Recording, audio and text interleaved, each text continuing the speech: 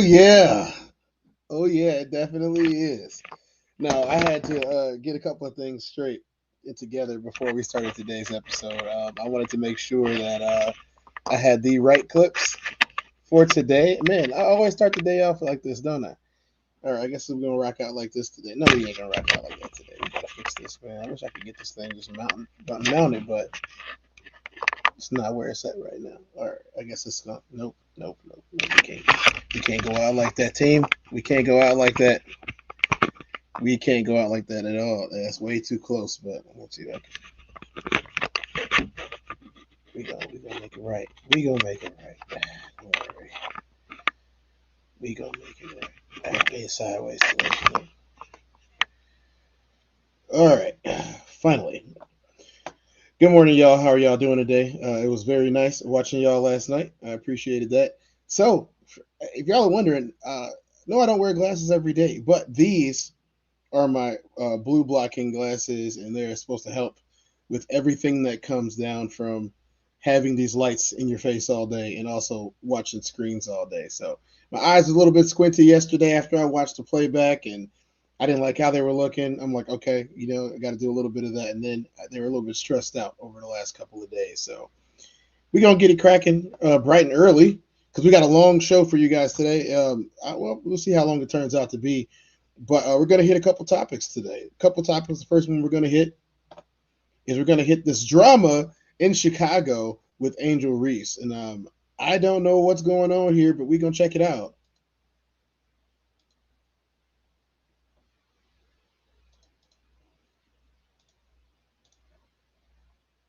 Will she not? There has been some comments from Angel. We'll talk about those comments from two different articles that came out on Wednesday. Then I'll give my thoughts. But to start here, it would be truly unprecedented if Angel requested a trade. You rarely see an all-star player in their second year under team control request out. So I went through the data throughout basketball history.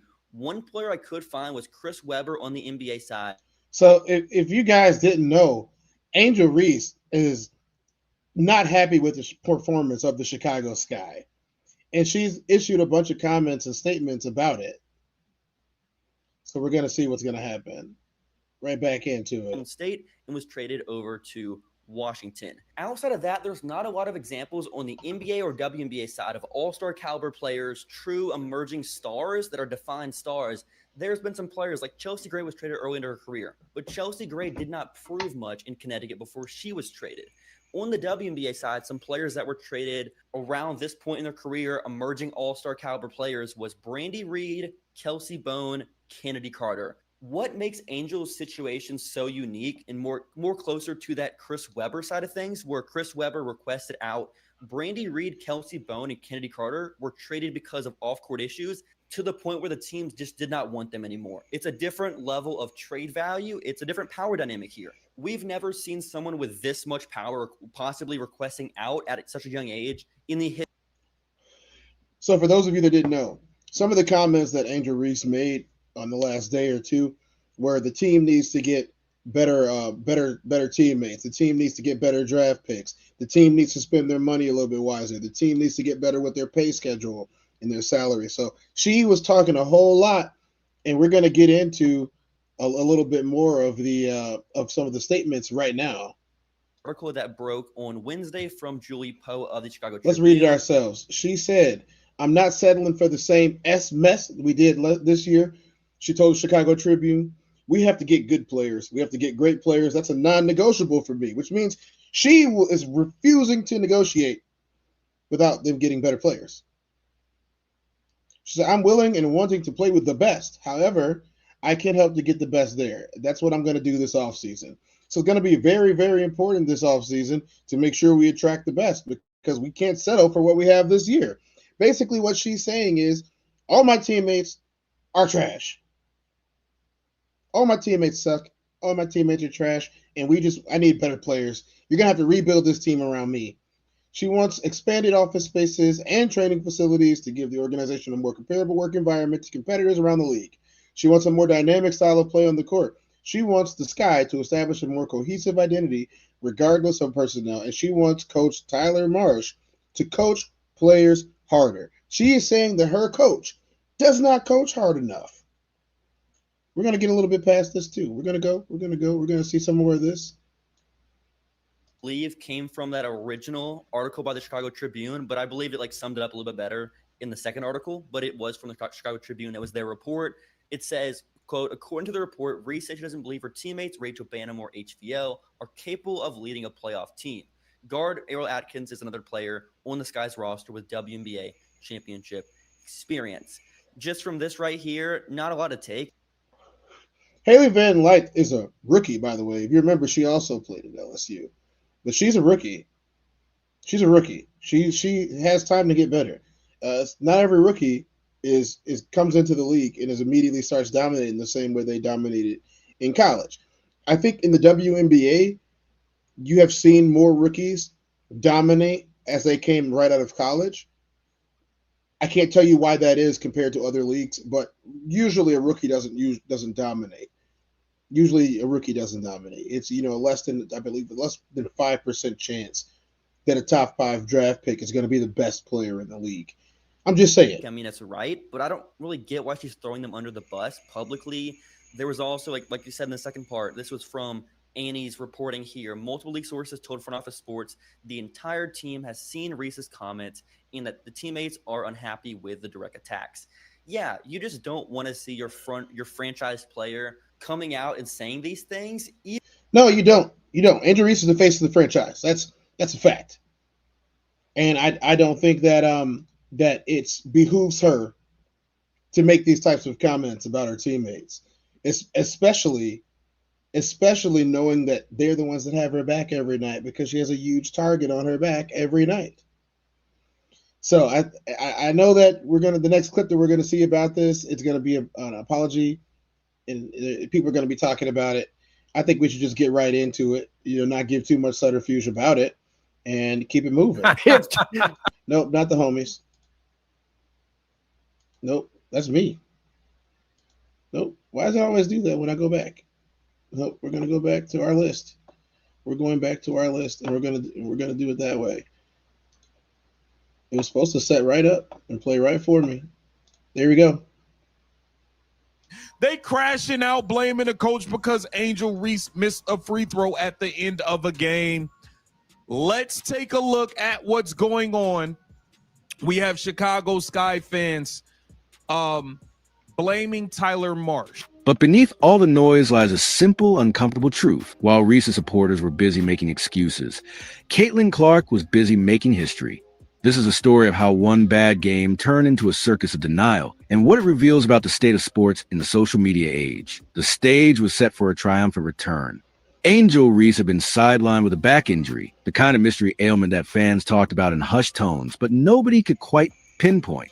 Her comeback game was supposed to be a redemption story, another chapter in the rise of the player they called Chi Barbie. Instead, it became the kind of performance that makes you check your stream to make sure you're not watching a parody account. Angel Reese has made her triumphant return from a back injury. That's right, a back injury. Yeah, absolutely, that she had suffered at some point that we don't exactly know at what point she suffered said back injury. Well, it didn't take long for the Chicago Sky as an organization to get back to what it is they do best, which is the diabolical celebration of Angel Reese's double-doubles in lawsuit. With the game hanging in the balance, Reese found herself with the ball and a chance to seal victory. What happened next wasn't just a miss. It was a complete unraveling that would make even the most casual fan cringe. The numbers tell a brutal story. Reese might be grabbing double-doubles, but the Chicago Sky are an abysmal 15-31 when she achieves the stat line. That's right. When Reese puts up her trademark double-double numbers, her team is nearly 20 games under .500. It's the kind of statistic. So basically what you're seeing is what they have coined the term me bounds. Me bounds. I think that's sort of the most disrespectful terms I've ever heard in sports. They call them me bounds because they say that she misses so many shots that the reason she puts up so many rebounds is because she gets them after missing her own shots. So it's that is a rough one to deal with. to have to deal with your own me bounce. You know what I mean?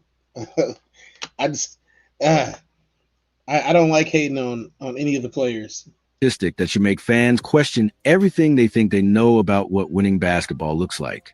Yet instead of confronting this uncomfortable reality, Sky supporters would rather celebrate the empty calories of individual stats than the nourishment of actual victories. It's like celebrating a chef for beautifully plating a meal that tastes terrible. Eventually, presentation isn't enough to disguise the substance underneath. The pick and roll problems run even deeper. There's a telling list circulating of front court players and their pick and roll shot attempts, and Angel Reese's name is conspicuously absent from the top. She's second to last, behind players who have missed significant time with injuries themselves. Angel only leading Natasha is wild. So let's look at the list. And I know some people might say, well, Angel was injured for a good portion of the season. So was some people on this list. Who was injured? Fee missed 3 weeks, almost a month time. So when you criticize your teammates, especially, they start to dissect what you've actually done. And this happens on every professional level. If you start to criticize your team and say that it's someone else's problem and someone else's fault as to why success isn't happening, they turn the microscope and the onus on you. And that seems to be what's happening right now to Angel Reese, is they're turning the onus on her, and they're saying, you can't criticize everyone else because your numbers aren't up to snuff. Miller was gone playing in Eurobasket. Shakira missed a lot of time. Dominique does not play that much. I mean, she's playing more now, but during the beginning of the season, who else is on this list that missed some time? E. Will was on this list. That is shocking. So we get pick and rolls for E. Will, and we get pick and rolls for Camilla, but Angel is, again, second to worst. This isn't about opportunity. It's about utilization, or more accurately, the lack thereof. When asked about new teammate Camila Cardoso joining the team, Reese herself expressed hope that she'd get more pick and roll touches, but that simply hasn't happened. The offense isn't running through her in those situations, and the results are speaking for themselves. When your star player collapses under pressure, you have two choices: accept that even great athletes have bad moments, or launch a full-scale investigation into everyone else involved. Sky fans chose option 2 with enthusiasm of conspiracy theorists finding a new government secret. First on the blame list, Coach Tyler Marsh, who apparently personally tied Reese's shoes together before the big moment. At least, that's what you believe based on a reaction from Chicago supporters who decided one missed free throw was actually a complex failure of coaching strategy rather than a simple failure of execution. The coach blaming Reese such absurd levels that you'd think Marsh had devised a game plan while blindfolded. Fans are... See, already we can see, and we can look at this and see that they're showing Caitlin Clark in a video that has nothing to do with Caitlin Clark at all, but to drive engagement on not just their videos, but to any type of clickbait that you could put in there. They got Caitlin Clark being shown. Now, I'm not angry about it at all because I love competition. But to steadily show Caitlin Clark while we're talking about the Chicago Sky and Angel Reese, it kind of just shows the state that the WNBA casters are about. You know, they're trying to drive controversy where we're trying to get results. We want to win another championship in Chicago. I know they want to win another championship, and I really don't think that there's that much bad blood that's there, but they just keep stoking the fire of bad blood.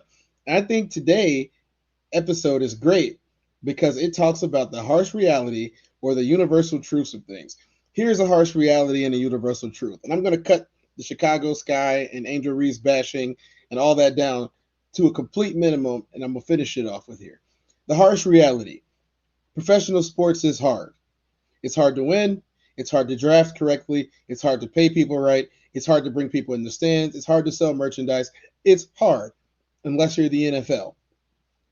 But we're not talking about the NFL right now. As far as winning basketball goes, you have to build a winning formula and you have to build a winning culture. Unfortunately, I feel like the Chicago Sky have been overshadowed, but also extremely distracted by what's going on everywhere else. If you weren't so worried about what was going on everywhere else and you were worried about what was going on at home, then you guys would get right back to your winning ways. This team was decent last year. They weren't great. They were decent. And I feel like they can be good again. They got some top tier players. They got some top tier players. They got some people that they ended up sending packing over the offseason last year, but they got some players. And I think that if they can just work on themselves and stop all this infighting, that they would be fine. Angel Reese did apologize. We don't have to go through her apology. She did apologize to her teammates and said she was caught up in the heat of the moment because, once again, she wants to win. And any professional athlete should want to win, I would want to say. So I'm not going to spend too much more time on this. I think we're going to go into the next section. Unless the chat's got something to say about it, we're going to move on to the next section. I'll give y'all a second to get cracking, chat. So the next section that we're going to move on to is also about Chicago. And I think I may play this in whole. I might in its entirety, and I might interrupt it a little bit. But if y'all don't know what's going on in the world right now, in the world that we're living in, the President of the United States has decided that he's going to send the National Guard to Chicago. And this has been a daily threat for about 2 weeks now. And today, mobilization has begun starting. Do they know exactly where they're going to be at when they're going to be there? No, they don't, because they're news reporters. And to a degree, so are we.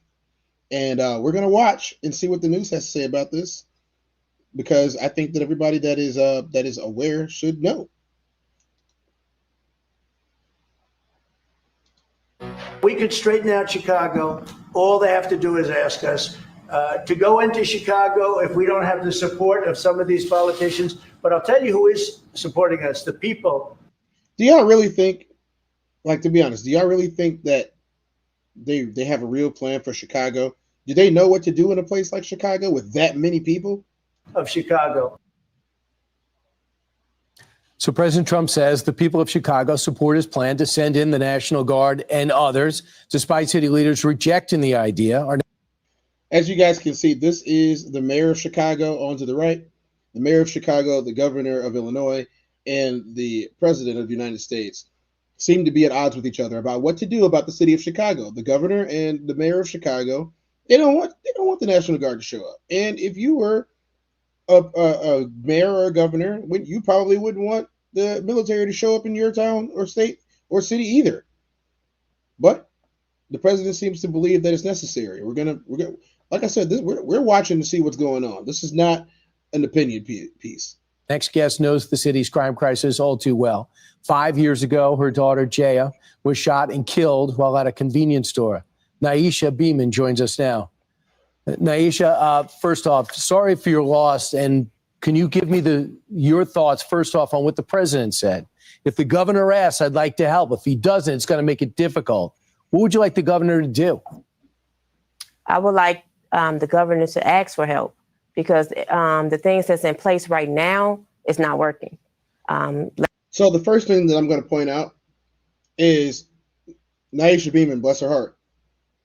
She is a parent activist for a child that was murdered. I don't know how old her child was. I'm sure we'll hear more about it. But she is one of the parents in Chicago that is calling for the president to send the National Guard to Chicago. And you see a lot of this in activism, whereas it's more reactionary than it is pro-actionary. And I want to say that I get and I totally understand why she would want them to come in after such a catastrophic loss.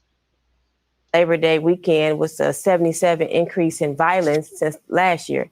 72, over 72%, yeah. It was 58 shootings, I think 8 fatalities, and it's not working. So they hit us with some stats, and they said this has been the safest summer since the 1960s, 123 homicides, 278 total homicides through August 31st for the year. And it's horrible, but not compared to other past summers. They said it's down 23%. What's your answer to those stats? I don't feel safer with those stats. We don't feel safer, Let me put this into perspective. We're sitting on around 3 million people in and around Chicago. So we're looking at a very small percentage of violence in a city that's literally jam-packed full of people. And I'm not saying that this number is negligible, but 278 out of 3 million or so, it's kind of small comparative to a lot of other places. Places like St. Louis, I'm not trying to call them out, or Los Angeles, or even New York City. Memphis, for example, where the per capita is a lot higher. We can keep on going with it. We scared to sit in our cars. We scared to have our kids walking to school. I don't feel safer with those stats. How often do you see police officers in your neighborhood? I don't. I think we need like beat cops walking the streets instead of just riding past. I don't see cops often, not at all. So could you tell me what happened to your daughter? My daughter was 18, still a child. I know that the law says that she was grown, but she was still a bubbly teenager. She left the Shed Aquarium with an afternoon with a friend, went to the neighborhood store, convenience store, to get snacks. And 3 individuals shot blindly in the store, killing her and wounding 4 others. All right, I do have a question here. So if you're not familiar with the city of Chicago, you would say, oh, the Shed Aquarium, and it must have happened down the street. Well, no. The Shed Aquarium is near Lake Michigan. It's a very large area of where not as many people are living. So it's not necessarily the neighborhood. You're in downtown Chicago. So to get back to a neighborhood, you probably went 15 to 20 minutes in any direction, maybe even 30 to try to get to a neighborhood. So I'm curious as to which neighborhood it was, but I'm not going to look it up right now. I mean, if you guys want to look up and find out the girl's story, that's what you can do. I will listen to the rest of what her mother has to say, and then what these other parents are saying about having the National Guard in Chicago. That's what we're talking about today. We're not talking about my opinion on where they were, or how we could have avoided it, or anything like that. We're going to hear their story, and we're going to go from there. Did you ever find out who the killer was? Well, it was 3 of them. One of them was 15, and he got a slap on the wrist. The other 2, they didn't charge. Again, not trying to interrupt, but what is a slap on the wrist? Are you saying that he went free? Are you saying that he got juvenile punishment? Or as they're referred to in Illinois, juvenile life, which is up until the age of 18 or 21, depending on the severity of the crime, which is a few years from here. So if he was 15 going to 21, that's 6 years. That's 6 years in the custody of Illinois in their rehabilitation center, which is the Department of Corrections. Theirs would be the Juvenile Department of Corrections. We'll hear about what the rest of them are, but I'm curious as to what she believes a slap on the wrist is, because that doesn't really necessarily – a slap on the wrist is not a legal term. It isn't. And that's the norm here. You get a 15-year-old to do the dirty work, and he don't get that much time, so he's not going to tell who's involved. So that's how it goes. What was Jaya like? She was a kind-hearted, sweet-hearted person, a social butterfly, loved people, loved dancing, loved cupcakes. You're never going to get over that. You have other children. And after that, you made a move and you said, I'm getting out of the public school system. I'm going to go to a private schools. And that's not easy. You said, you told me in the break, it's about $16,000 that you have to come up with to send your kid. You all paying taxes for the failing schools to go into these schools. What does the private school give you that the public did? What's up, Ellie? Safety. How you doing today? Smaller classroom sizes that the teachers can have more control over the classrooms. And I have a set of twins, so that's $16K per kid, not including books and meals. But I respect the teachers, but I have to do what's best for me as a parent. Right. Losing a child to gun violence, and then you seeing the violence steady gets worse in the city, and then I have to have a decision. Right. I couldn't sit in my. So I'm not against his mother for choosing what she's chosen, but I'm just gonna say it, and I hope that this is not taken the wrong way. You have 2 kids that you're paying $16,000 a year for a piece. That's $32,000 per year to remain in the city of Chicago. There are ample suburbs. There are ample suburbs in and around the city of Chicago, more than 50 suburbs in and around the city of Chicago that you could commute to work with if you had to commute to work for a job, unless your job is dictating where you live. And what I mean is a public service job. Usually you have to live in the town or the city that you work in.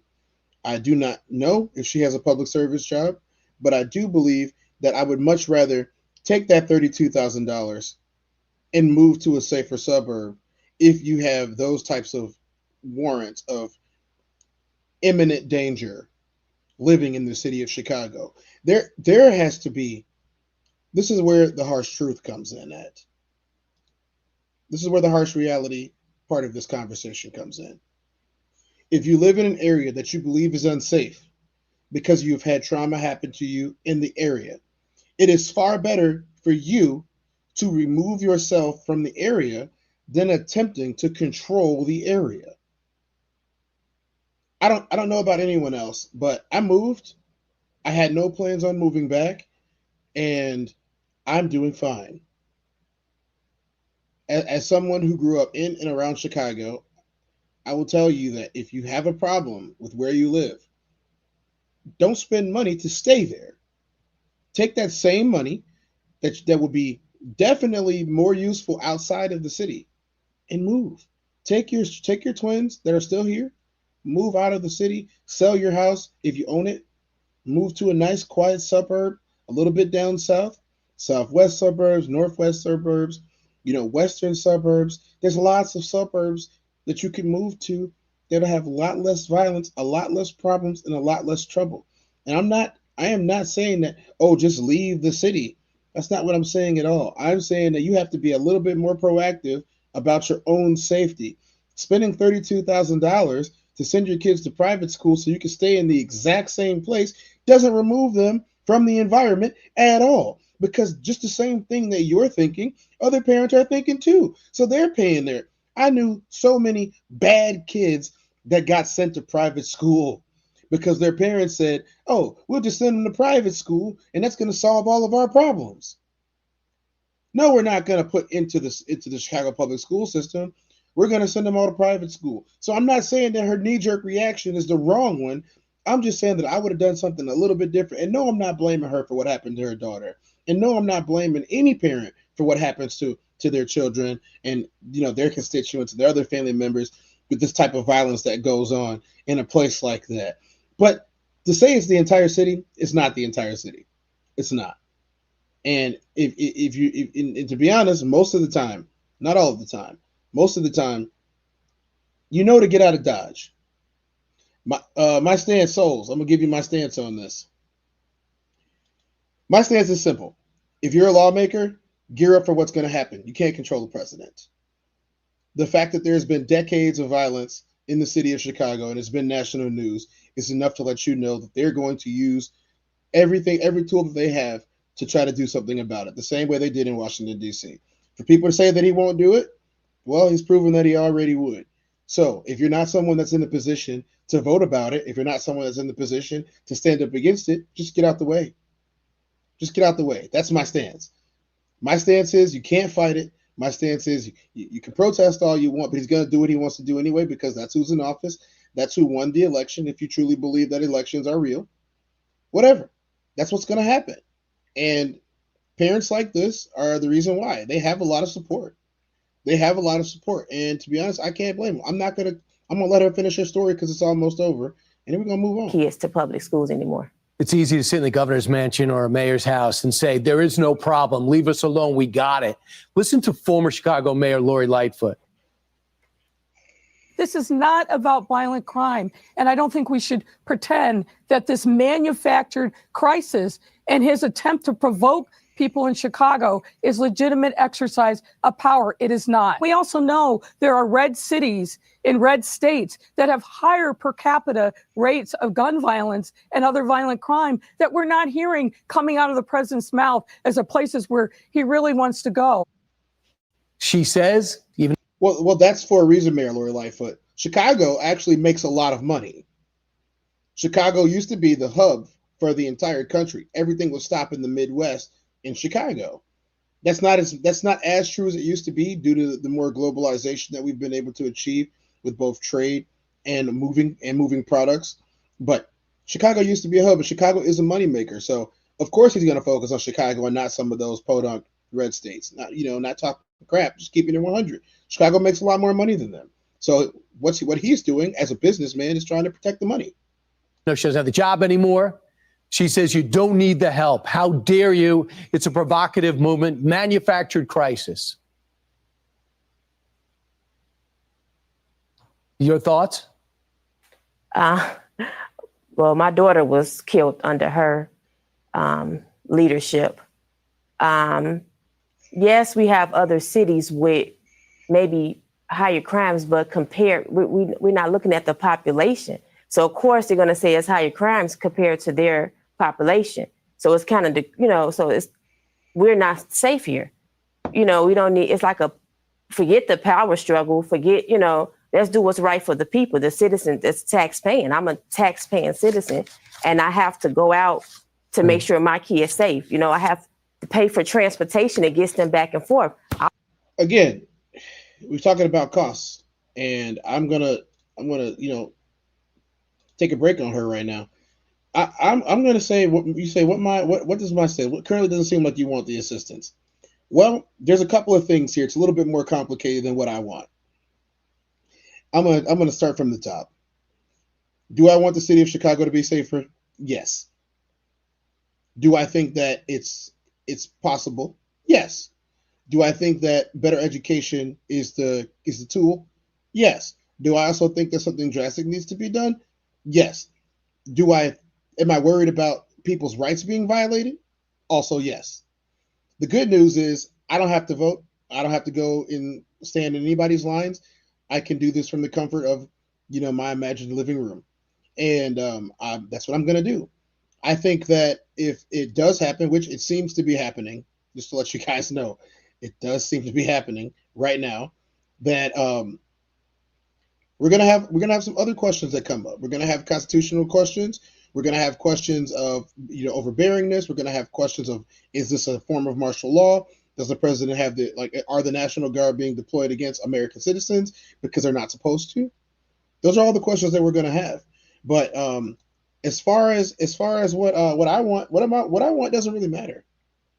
What I want doesn't really matter. I mean, I work in the city of Chicago, and I'm not gonna tell anybody where, but I work in the city of Chicago, and let me just say that there is a lot of parts of the city that do need help. And if this is a path to help, I don't know why anybody can turn it down. But I will say I am concerned about the constitutionality of it. I'm concerned about everyday regular citizens being targeted, and I'm concerned about what the political response is going to be with the powers that be in the state of Illinois and the city of Chicago. That would be my best educated stance on it. I don't really know, where to go from there when it comes about it. I don't know where we can go from there. I don't know what is the right course of action.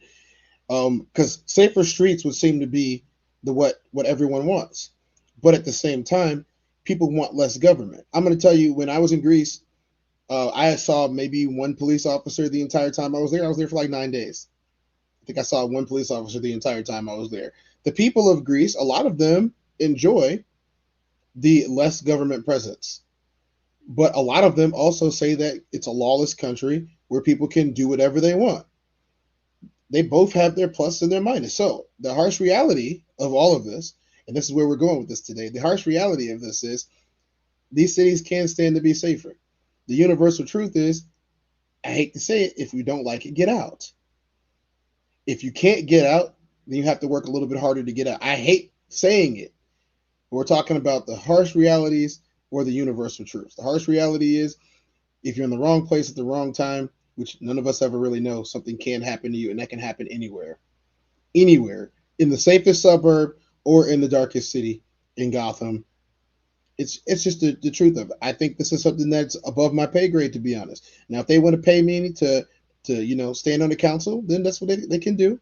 I'm available to be paid for my opinions as someone who has lived in both the city, literally lived in the city and in the suburbs over multitudes of time. I can definitely say from both angles that, do I feel safer in the suburbs? Yes, but there are some parts of the city that I feel safer in than I do in the suburbs. It's just it's weird how it works. Unless you've lived in both places, it's kind of hard to to explain it. So I think we're going to leave this open. We're going to see what happens in Chicago, and then we're going to be reporting on it over the next couple of days to see. I'm actually waiting right now if there's breaking news. So if anyone in my chat, if anyone in my chat right now has the ability to stay updated with if the National Guard has been deployed to Chicago or not, let me know, because it's early. And these are the initial reports from this morning. As you can see, that broadcast is from this morning, just 3 hours ago. We just want to see what's going to happen. I won't tell you guys live if it happens while we're live that they're here. So the next segment that we're going to go to. This is an interesting topic of conversation. It came up on the Souls of Thought podcast with, No Middleman. It came up on the Classic Codes the other day. And it's been coming up over the manosphere for the last couple of months. And that is the attack of red pill content makers.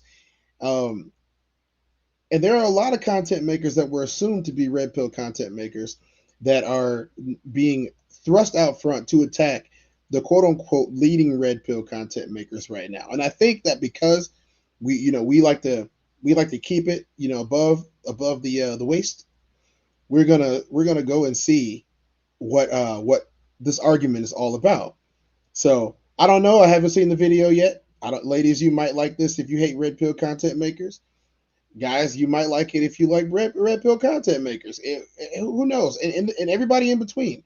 So once again, we reserve judgment until we've seen what comes out of these people's mouths and what this beef is all about. So without any further ado, let's get cracking on this.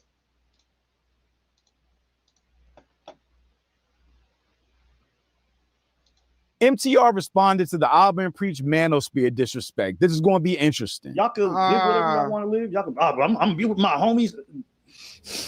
Your bed full of like male pubes. Congrats. Nobody in real life trying to do this shit. Let's move in together. Yeah. Who's doing that? I always think it's not red. So you got pretty much Fresh and Fit, Auburn Preach, MTR. All of these guys are into it right now with each other. If you guys don't know, Fresh and Fit have been into it with MTR for quite a while. Fresh and Fit tend to be on the far, far, far right side with their content of anybody's opinions. Far, far side of anybody's opinions. And I can't say that everything they've said has been wrong. A lot of the principles they took came from Kevin Samuels, and we all know that Kevin Samuels was more like a visionary, and he wasn't necessarily a part of the quote unquote red pill community. But with the loss of Kevin Samuels, and in the forefather, the godfather of bringing this type of content to the internet, there has been people who have filled into his place. If you guys remember a couple of years ago, before he passed away, I did a piece about it, and I've scrubbed it for personal reasons, but I've done a piece. I did a piece on this with a couple of people, and one of the first things that I said during this piece was that if something happens to Kevin Samuels, then there's going to be a void that's left, and it's going to be filled by grifters and extremists. And I'm not saying that that's exactly happened, but the accusations that are being made about all of these content creators is eye-opening. So we're going to hear a little bit more about it. Pill per se that they have an issue with. For example, one of my friends asked me the other day, and am I a red pill channel? And the first thing that I appreciate ask now is I say, well, what do you think red pill is? You define to me. And generally, people don't have an answer for this. Auburn Preach have been ruffling a lot of feathers in the red pill manosphere community lately. From calling out Fresh and Fit, and Fabulous, has the accusation of being fruity. And the question is, accusations. Did you ever sleep with Angie at least once? And we never have sexual relationships, guys. Like, whoa. Okay, so people are already starting to hit below the belt. Look, it's 2025. You cannot call people LMNOP as an insult. Can you say it as a point of reference? Yes, but as an insult, you kind of lose your argument immediately because of the sphere that we're in today's society. You can't just start calling somebody that just because you don't like them, especially if there's no evidence. But I guess we're about to see something. Hey, nothing is off limits. There's nothing off limits. If it happened, we can talk about it. You should stop with this. Gay? Yeah, they keep saying I'm gay. Why are you in the bill with a bunch of dudes? I mean, I'm happy for Martin. I think now he has the opportunity to pursue relationships with men now, and I think that's going to be different. Since you think with man. To criticizing the corniness and straight up weirdness of red pill ideologies. But as far as the manosphere goes, MTR is one of the only guys that actually comes across like a normal person. You know, someone that's actually interacted with a woman in real life before, which is rare because a lot of the red pill guys give off he-man woman hater vibes. And along with that, often give terrible life and relationship advice to anyone unfortunate enough to still be following these guys. That's why it's really interesting to see someone like MTR respond to Abba and Preach while defending the manosphere and their ideologies. But I'm Jew. Welcome to the channel. Please like and share the video. Don't forget to sub. Yeah, y'all go ahead and check out some of his content too, because he breaks it down in a neutral way. I like neutral breakdowns. If you have a neutral breakdown, it's a whole lot easier to decide what you want than coming in with an idea already of what you think. You know, I don't mind you having an opinion, but having an uninformed opinion is probably worse than having no opinion at all. Now, let's get into it. First and foremost, before we get started, you guys looking at the thumbnail, you're looking at the title of the video. You already know we're going to go with this conversation. The title of the video that they uploaded is titled Red Pillar Meets a Normal Man and Can't Believe It. So when they dip down into relationship content, it makes for worthy discussion. What's your age? 57. Are you single? I don't know this interviewer's name, but when I did a video on Mr. Organic, he was cracking me up throughout the whole video. And on that top of that, no kids, never drunk alcohol. So they got to come with something that's going to shock my core to make me be like, damn, she's the one. Because I'm dropping big dog in that. Oh. Whoa. Hold on. How would a woman know that you're going to drop? If y'all don't know, Mr. Organic is a comedian. So take that with a grain of salt, that what he is doing is for comedic content purposes, okay? 10-incher on her if she hasn't even gotten to the bedroom with you. He is just super awkward and asks the craziest questions in the weirdest way possible. Are you single? Yes. How did that turn out for you? A marriage and 2 children. And then divorce. And then divorce, yeah. How long was your marriage with your ex-wife? How do you know? Exactly. That's how he asks questions. How would a woman know that you're going to drop a 10-incher on her if she hasn't even... What? That's literally the clip that I was just talking about. The fuck? Are you trying to say that magic isn't real? About 20 years. How do you go from having a whole family life to coming back out into the world as a single man? So the thing I refer to as the ladder of love. People walk up the ladder of love when they're beginning a relationship. The ladder of love. They say, oh, I Yeah. really like you. I'll do this for you. The next person says, oh, if you'll do that for me, then I'll do this for you. Quid pro If you'll quo. do this for me. Well, I'm not going to do that for you. Yeah. Oh, well, then I'm not going to do this for you. Ladder of love is an interesting concept. And then I'm not going to do this for you. Yeah. And walk down the ladder of love. And at some point, people reduce themselves to the passion and the love and that chemistry, that oxytocin, that thing that really draws you together. It begins to die. And if you don't have the basis for the relationship, things that you love to do together, then eventually you grow apart and you either become people who don't like each other or... I just noticed this is video inception. This is a video of people watching the video, of somebody else watching them watch the video, of me watching them watch the watch the video. But that's you. And now y'all are watching me watch that you them, love to do together. watching them. Then eventually you grow apart and you either how become we people doing? who don't like each other or you do what we did. You become like a brother and a sister. Wow. I often say on the channel with I'm going to comment on that first. How many people have been in a relationship with somebody for so long that y'all become more like a brother and sister than y'all are in a relationship? And y'all are boyfriend, girlfriend, husband, wife. I've seen this happen so many times. How do you avoid that? How do you avoid becoming less romantic and more cohabitation relatives? Best friends even. Is it even right to be the best friend of your partner? Girlfriend, boyfriend. You know, everybody has their own opinions on the word partner. I like to use it so I can stay neutral. I will stay neutral for most of these conversations until it's time for me to get specific. When I get specific, you'll know. You'll know because the verbiage will change. This is all done. This is all done on purpose, guys. Everything that is said has been done on purpose, and it's intentional. So I want to hear his take on this. MTR's got some good takes.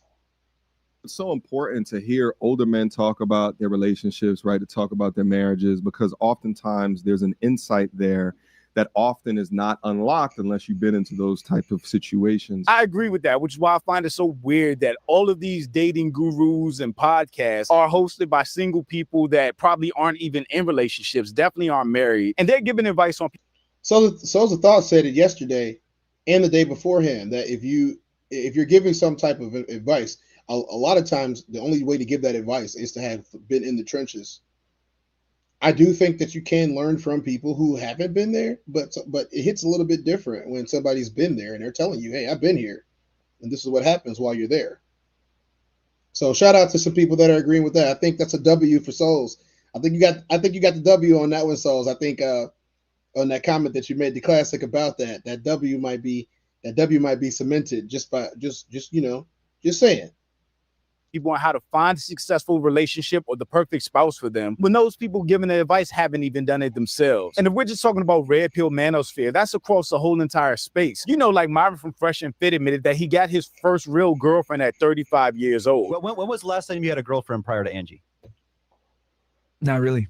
Okay, so you've never had a girlfriend in your life until you dated a foreign girl. Not like yeah. So how is he the person giving dating advice to everybody else? Now, I will also say, like, this ladder of love concept is an interesting one, because within the West, the ladder for men, right, the standards, the expectations, the requirements is long as damn hell. And I would say that because that ladder is more based off of objective things, right, things that you can measure, versus a woman's ladder or what she can contribute as love within a relationship is more subjective things: femininity, beauty, nurturing, caregiving. Yeah, you can't get any of those things when you divorce a woman, but a woman can take and usually is entitled to your house, your car, your retirement, your savings, because men usually have tangible assets while women.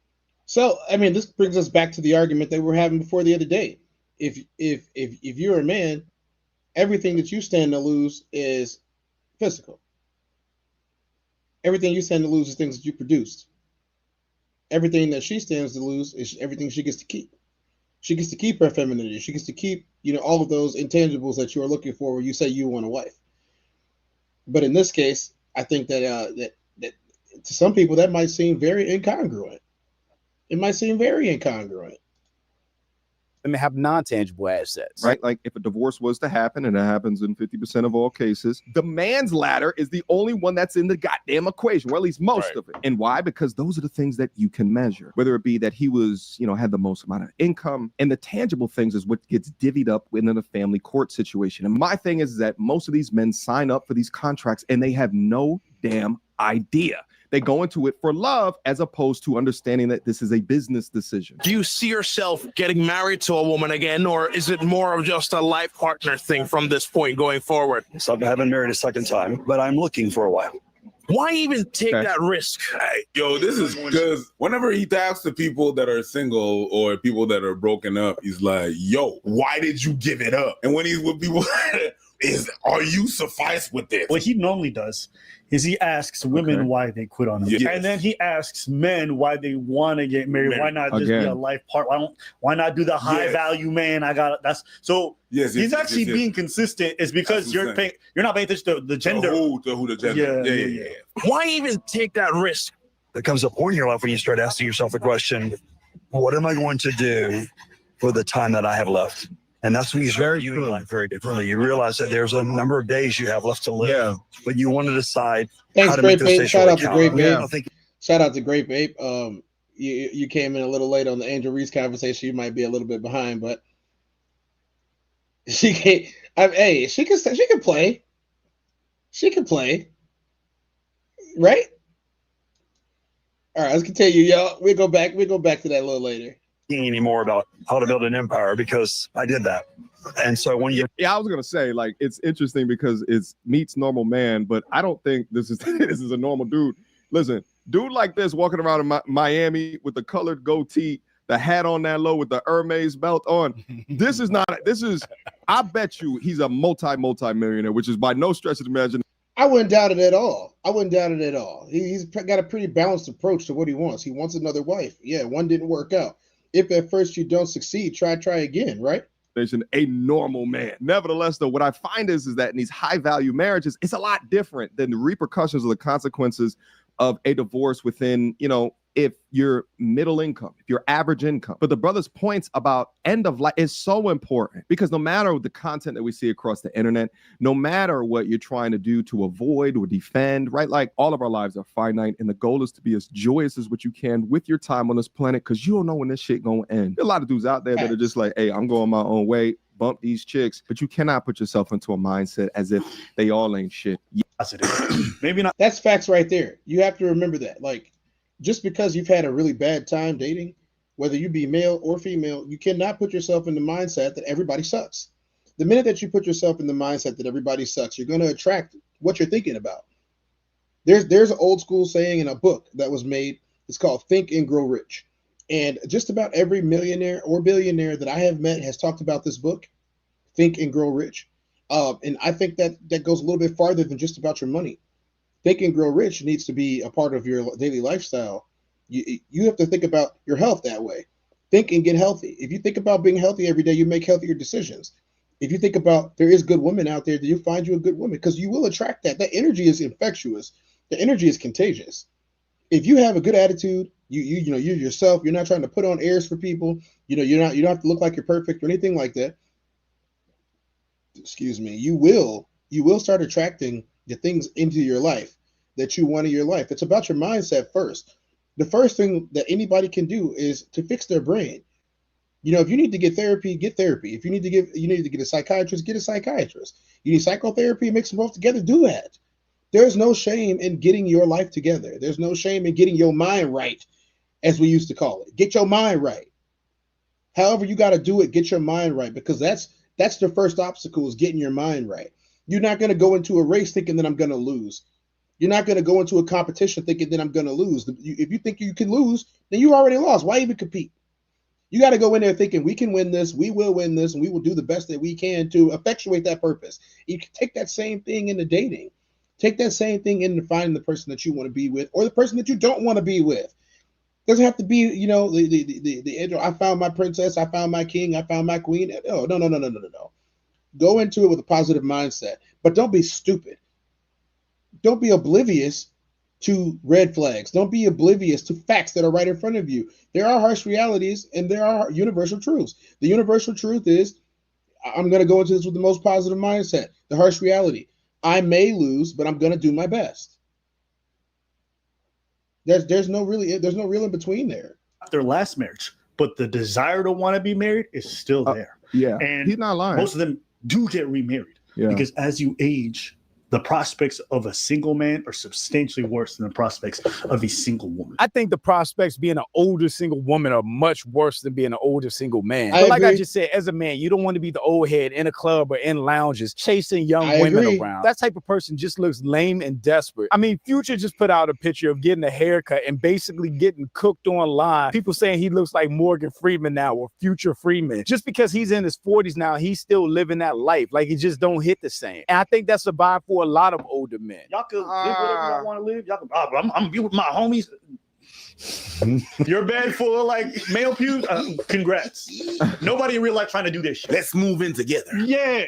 Who's doing that?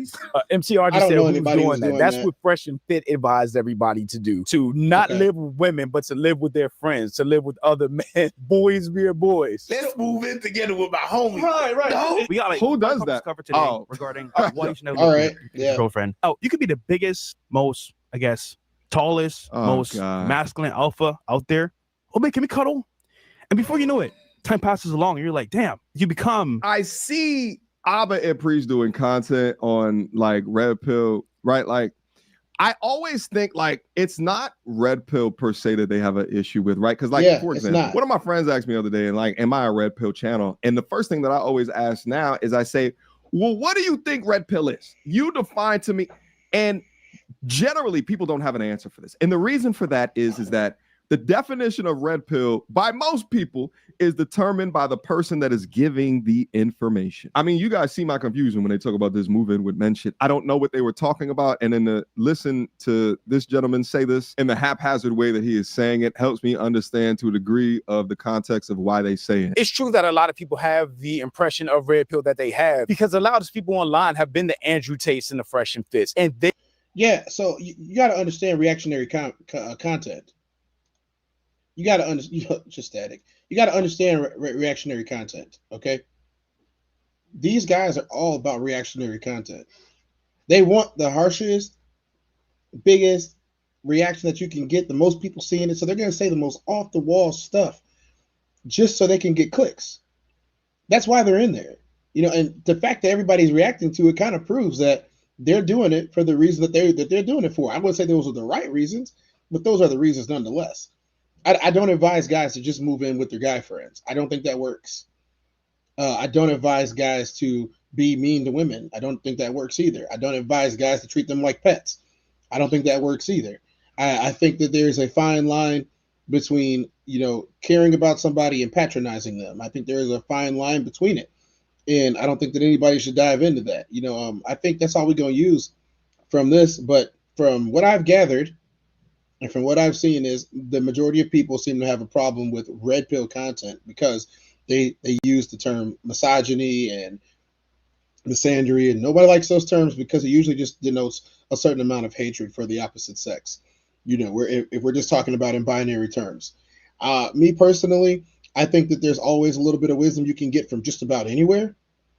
It doesn't mean that it could be 99% trash and it could be 2% wisdom. 1% wisdom, or it could be 50-50, either way it goes. But from my opinion on this, take what you can from something and leave the rest. It doesn't really have to be that big of a conversation. Take what you can and leave the rest. If they say something you don't like, they say something you don't like. That don't mean you have to hate them. I don't really even have to clown anybody about this at all. But I think we're gonna go into, another segment because we're starting to run now, and I don't mind the run, but I know that I got to get out the way. We got some other stuff coming up for y'all today on the entire 333 lineup. We're gonna go into a little bit of Souls of Thought. We got our AI version of Kelly Price.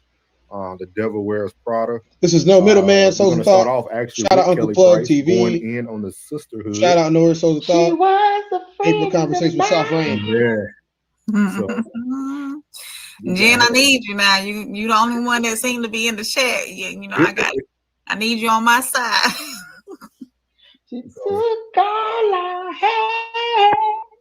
So we're gonna start off with Kelly Price. Let me mute Uncle Plug. He wasn't here yesterday, so I think he forgot. Kelly, we're gonna start off with Kelly Price on this thing. Yes, it was. Jen said, "All right, April, she got you." No problem. So start off with Kelly Price here. You can do about that. And while you looking for a new job, I'm still gonna be selling out theaters and venues, looking like a fat slob in clothes that you said that I look nasty in, and my feet are so damn big, and who dressed me. I'm still gonna be making my money. I don't even do this, but I'm so sick of black people and their bull. I'm saying what I want to say. If you got a problem with what I'm saying, and Lord, pray for me, because I'm not there yet. I'm not there yet. Okay? I'm not there yet.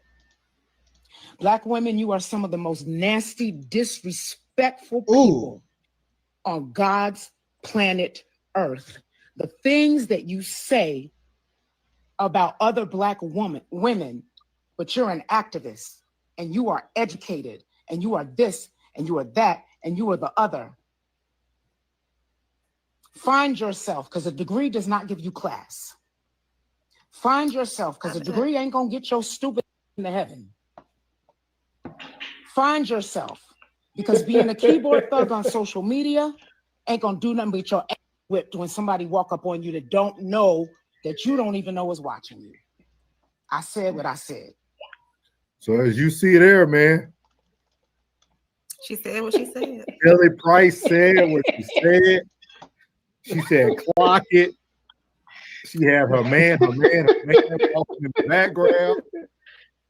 And her body. And I know this is a topic that Classic used to talk about all the time. Where the sisterhood?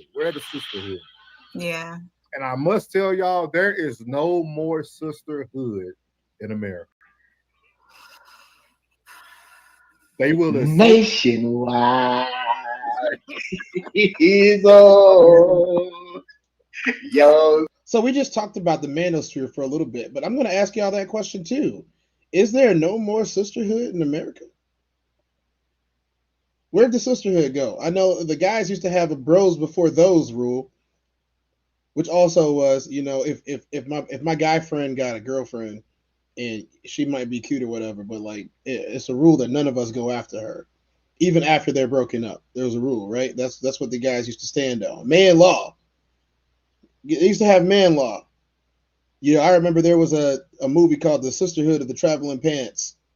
If any of y'all who date, let's just say date outside of chocolate folk, then you probably had to watch this movie once or twice in your youth with a nice young lady, you know, of milky persuasion. Let's just say that. And they liked this movie. And basically the movie was all the girls, they would share pants and stories about each other. And one would wear the pants to the next thing, and the other one would wear the pants to the next thing. So they had a sisterhood. That was their sisterhood. They would share pants. This one pair of pants that they all got together. Guys, we don't necessarily want to do that. You kind of got clowned for that when I was growing up. If you saw somebody with your clothes on and they knew they was your clothes and you wearing somebody else's stuff, like they even made songs about it. You know, they made no scrubs and all that. We tried to avoid being scrubs, right? It's kind of funny that they made a song called No Scrubs when they were broke, but hey, I'm not judging. I'm just saying it's, you know, oxymorons and all that. Is there a sisterhood? Does that exist? Does not going after your friend's ex just because he was nice? Is that a rule still? I mean, Kelly Price doesn't seem to believe that it is. A lot of other people probably don't seem to believe that it is either. But we're gonna keep on hearing from Souls of Thought. No middleman.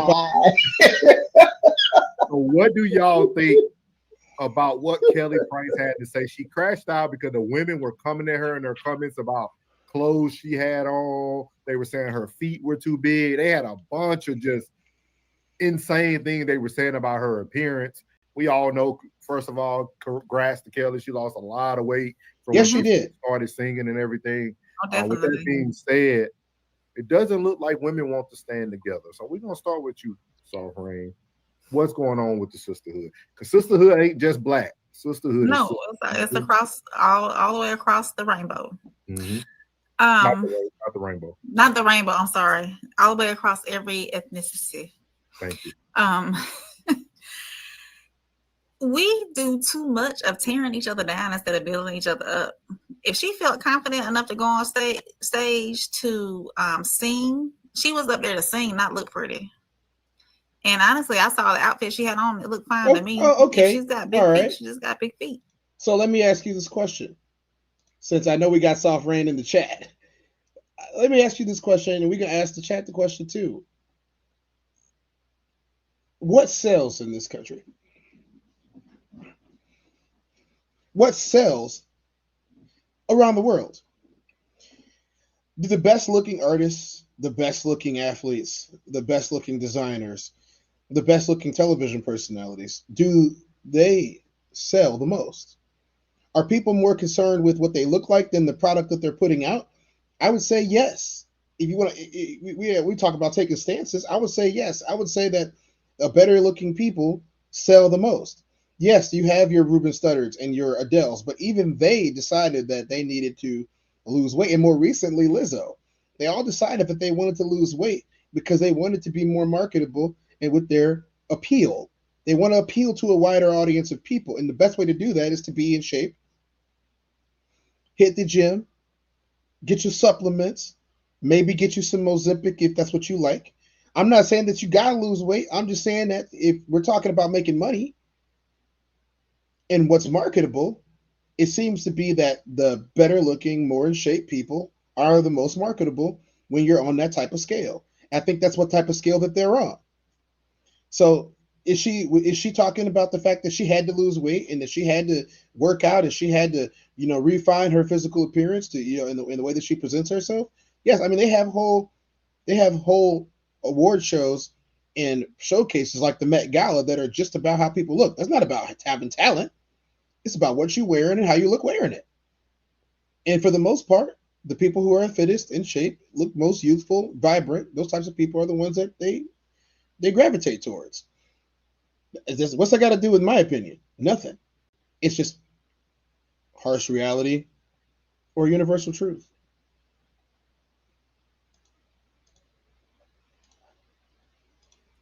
It's and yes, she still, even though she lost a lot of weight, she still is plus size. So yes, she had a little pudge going on, but who is not showing pudge these days? Everybody is showing pudge.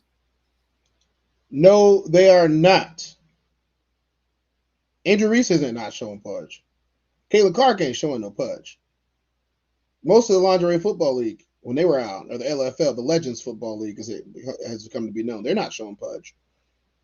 DK Metcalf is not showing pudge. The fupa or whatever you want to call it, the belly. So it's people they become keyboard warriors behind this, behind the screen, behind the keyboard, and hold on. What you say, April? You just said she was. Y'all just heard it, right? She just said that she was showing pudge. Now she said she doesn't have pudge. Double talk. I'm just messing with you. Double talking. People with pudge are showing pudge. Okay, that's a lot more factual, and I can't argue that at all. At all. Tapping their fingers across everything, not knowing that these are real people that you're talking about. Yeah. And people have feelings. But I'm going to be on the other side too. How? When you're in the industry. People do have feelings. But in my opinion, nobody cares about a man's. Nobody cares about a man's feelings. Men, especially, don't care about other men's feelings. You might be lucky enough to have a crew of people that you hang out with that actually give a crap about how you feel.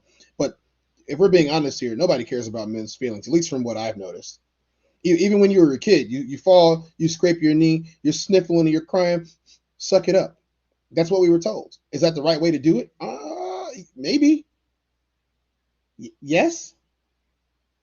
That she's in, or even what we're doing here, somebody's not going to like what we wear. Somebody's not going to like the way the hair is done. Ever got a big old hoop ear. Whoa. I don't like interrupting April that much, but I will say this. If you don't like what I wear, buy me something. I still might not wear it, but buy me something. As long as I'm spending my own money or getting what my sponsors and, my endorsements give me, I'm going to wear what they give me, and that's just what it is. Nike gives me stuff. Lifestyle bands and lifestyle brands gives me stuff. Lifestyle athletics, mobile, they send me stuff. Team USA, I get a whole bunch of branded stuff from there. As you can see, New Balance hooks me up with stuff. Y'all can't not buy black hats. Just letting you know this. You can go and check it out yourself. You can go to the New Era website. The New Era website. You cannot buy black hats. Cortez, how you get so many black hats? Because I'm sponsored. I can get what I want. I'm just putting it out there, word out to the sponsors. Even though they don't sponsor this channel directly, they sponsor me, and since I fund the channel, then they're sponsoring the channel. See how we did it there? Yeah. So go ahead, New Era. Go ahead and send me some more hats. I need to make a couple new ones. Rings on who she thinks she is. Somebody probably said that up under their breath. So you got to be open to criticism as well. Somebody's not gonna like what you're doing. You gotta let stuff like that roll off of you. And yes, maybe that itched her a little bit. Sometimes I'm not open to criticism, but in my defense, I will tell you, if I'm focused, I'm probably not going to be open to criticism. If I'm hyper focused, but I heard you. I'm not going to be disrespectful to you if you criticize me and I don't want to hear it. I'll just let you talk. Because I don't have the energy to stop you from talking, nor do I want to. You say whatever you want. It's a free country, right? Freedom of speech, but not freedom of consequences. The consequence of you giving me unsolicited advice when I didn't ask for it and we were not colleagues means that I probably stop talking to you, stop listening to you, stop interacting with you. And then 6 months goes by, you can be, oh man, why Tez ain't talk to me? Well, you gave me a whole bunch of unsolicited advice that wasn't prevalent or relevant to my life. But hey, if you're watching the show and I ask a question, give me whatever advice you want. Say whatever you want in the chat. That's what it's there for. A little bit too far, and she just went ahead and took it over the edge. But I'm pretty sure that's not the first time she's come across people downing her. On top of, yeah, on top of, it's. I'm not gonna say it comes with the industry. I did say that a few minutes ago, but you did. It's like, and yes, I guess what she's saying. Yes, we do need to stop tearing each other down, period. Because it's going to be that one person who goes in real hard, and that person that they're going in hard is going to take it hard. And that's where mental stuff starts to happen. So this is about the sisterhood. And I do believe that the sisterhood especially needs to stop tearing each other down. I can't form an opinion on what the sisterhood believes. I'm not a sister. What I can say is it would not hurt for all of us to be a little bit nicer to each other, a little less judgmental, and a little bit more understanding that not everybody can do everything all the time. I understood that about myself. I know that I can't do everything all the time. And because I can't do everything all the time, then I have to either one, get together with a conglomerate of people that can help make it happen, or two, focus my efforts in one spot at a time if that's what I need to do. Multitasking is great, but not completing 5 jobs is not going to make me look any better than if I only complete 2. I'd rather complete 2 jobs than not complete 5. Stop spreading yourself thin. That's what you got to do in life. You cannot spread yourself thin. You have an incomplete job, but then think you're going to move on to the next one and get extra credit just because you did 75% in 3 places. Let's not do that. Get you a team. Get you a team. No, nobody successful that I know is successful by themselves. They might look like it, but their team is working behind them. I'm telling you that right now. Players have agents. Actors have agents. Business owners, they have lawyers, which are agents. I mean, it's really starting to. How do y'all not know this by now? As far as the sisterhood goes, I wish y'all as much luck as possible on reestablishing the sisterhood the same way as we are trying to reestablish the brotherhood, because it has both been broken for a long time. Divided, we fall. Together, we stand tall. Divided, we fall. Together, we stand tall. And that works in just about every arena. Just about every arena. So we got the classic codes left. And then the random video of the day.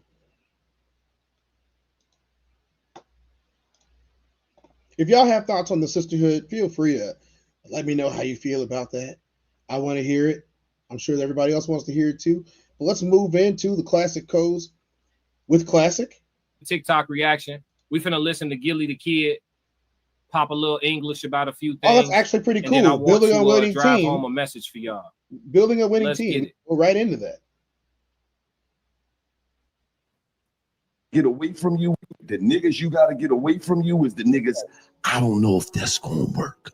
Well, bitch, we never tried it, so neither do I. Let's give it a shot. You get them niggas away from you fast. All them niggas that take deep breaths every time you come up with an idea. You know what, bitch? Take your deep breaths outside. You need some Yo, we commenting on that.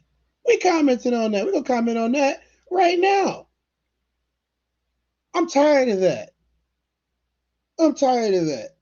If your homie got an idea, both of y'all sitting there sipping juice, and your homie comes up with an idea, hey, why don't we go ahead and do this? We're not doing nothing anyway. We're not doing anything anyway. So why is it a problem that somebody with a brain comes up with an idea to make something better in your life, to make something better in our lives? Hey man, I'm tired of living the way that I live. So what we gonna do about it? Well, we can do this and have minimal results but high risk, or we could do this and roll it slow, but we're gonna have results. We might see the biggest results in the next 2 to 3 years. So you gotta remain consistent. And if you're not consistent with the slow results, then you're not gonna get anywhere ever. You're not gonna go from 0 to 100 on everything. Everybody's looking for get rich quick. Everybody's looking for get famous quick. Everybody's looking for get big quick. Well, you know what? Sometimes you gotta take it slow. I'm gonna give y'all an anecdote. You know, I used to have some young guy friends that were a couple of years younger than me. And I'm not going to tell you what era this was, but when they asked me the question, especially the ones that I mentored, they asked me the question. They say, hey, what's the best thing you could tell us about trying to lose the V, you know? And I told them, look, everybody that you see right out there right now has had the same question in their head. Everybody that you see right now didn't know what they were doing at first. And you don't know what you're doing right now. You never had a girlfriend. But I'm going to tell you what to do. When you go in there, I want you to go in as slow as possible. I don't want you to go in there thinking that you Roger Rabbit. You're not about to be Roger Rabbit. You're about to go in there super slow. You remember what we made the other day? What did we make on the stove? This is what in my townhouse. And they was like, oh, I seen you take your time cooking some Velveeta cheese. You had to cook it up. You had to soften it up. It's Velveeta cheese, yo. You don't just go in there breaking off pieces of Velveeta cheese. You got to take your time with Velveeta cheese. It's dense. You know what I'm saying? Just like the situation is dense. I told them to treat everything like Velveeta cheese. Treat it all like, don't be afraid to move to the next stage, but take it slow. Take it slow, taste it, take it nice, take it easy, nice, smooth chops, slices, whatever you're gonna do with it. If you're gonna put it in cheese, put it in some mac and cheese. If you're gonna put it in some mac and cheese, you want to make sure that it's fully melted. You want to make sure that it's ready. You don't just want to just chuck it in. You're gonna get chunks. You're gonna get chunks. We're not looking for chunks right now. We're looking for consistency. Consistency. Back to the video. Yeah, nigga. You need this little stuffy in here. Take your deep breaths outside. The niggas you gotta get away from you is the niggas, I don't know if that's gonna work. Well, bitch, we never tried it, so neither do I. Let's give it a shot. You get them niggas away from you fast. All them niggas that take deep breaths every time you come up with an idea. You know what, bitch? Take your deep breaths outside. You need some air, nigga. Yeah, so I labeled this segment Build a Winning Team or Go Alone. Uncle Plug said that was a good one, classic. Appreciate it. I'm going to ask it again to the women's panel tonight. I want to see what they say. I'm going to ask that same question among others this evening on the Queen's Code panel. Make sure y'all tap in to the Queen Code panel this evening. Yes, Lord. Yes, Lord. 7:15. 7:15 Central Time. Whatever time zone you in, do the conversion. But yeah, what Gilly said was very important. He said, the people that take a deep breath every time you got an idea or the first thought that they have is a negative one, to get those people away from you. Everyone isn't super ambitious. Some people's line where they reach contentment, the bar is very low. And so they've achieved all that they're essentially trying to achieve very early in their careers in life. Some people just want to be the supervisor at Best Buy and they chilling. Some people never move out their parents' house. You know how many people inherit their parents' houses? They stay there till their parents pass and then they just take over the crib. I've seen it done in my family. And I'm not saying there's anything wrong with it. I'm just simply pointing out everybody doesn't have the same level of desires. And everybody don't have the same glow.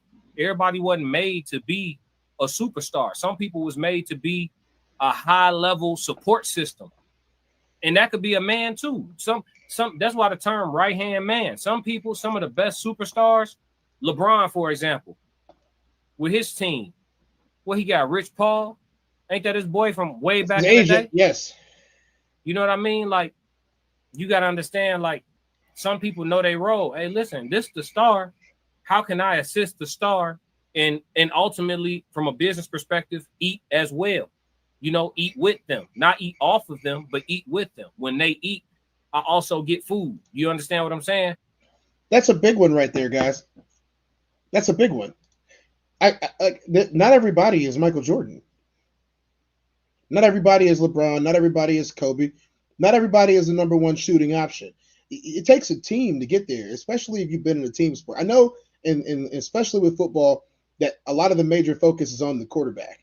I would recommend that if you guys are going to watch any sports documentary in the next 24 to 48 hours, it would be A Gambler and His Cowboys.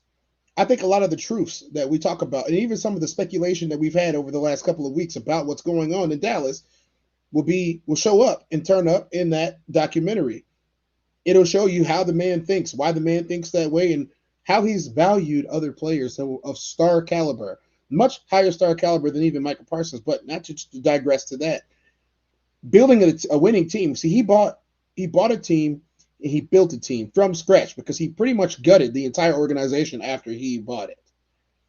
That includes getting rid of the starting quarterback, getting rid of the longtime coach and Tom Landry, because whoever would do that, and then changing the culture of the team itself, even though it was already established as America's team and the team of the 80s. So I'm just 70s, 80s. I'm just saying it starts with the team, guys. And I like the team that I've been building around me. I like the team that has been built around each and every one of the content creators that I like to showcase every night.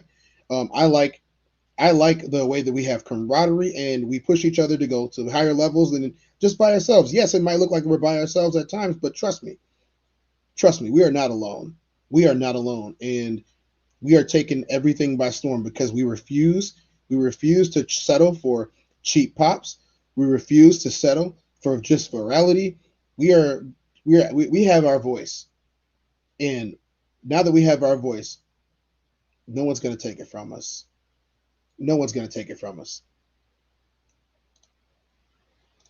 There's a lot of people that know how to play their roles, and I think those people benefit themselves the most. You got some people that's role players and spend their whole life trying to be a star, and then they feel like failures because they never stepped in to what they were going to be a star at. You could be a star in a role.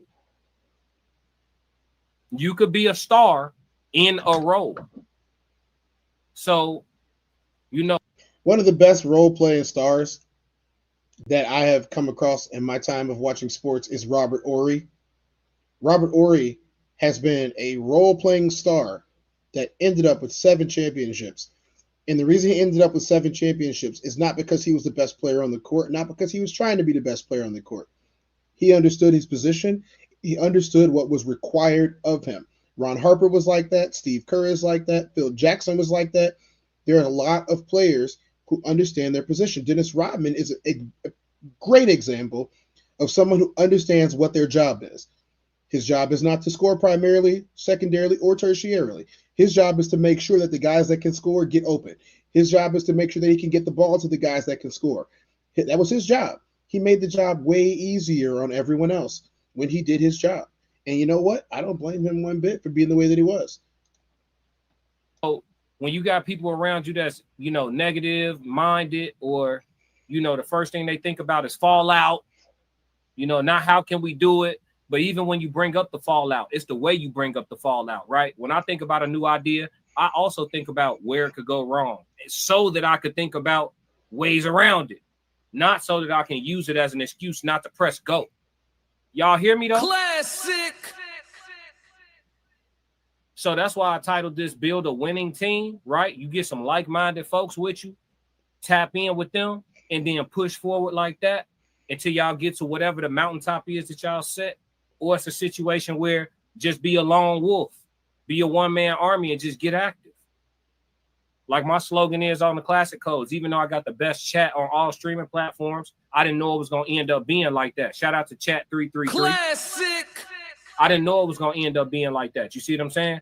I came on this mod every day ready to go one on nobody. Straight like that. As a performer, when I perform my music, I don't have no hype, man. It's just me. Me, the DJ play the records, and my security. Because people like to run on stages and shit. I promise you won't get you. Talking about he played defensive. My security used to play defensive end. It ain't nothing. You are not. Listen. Okay.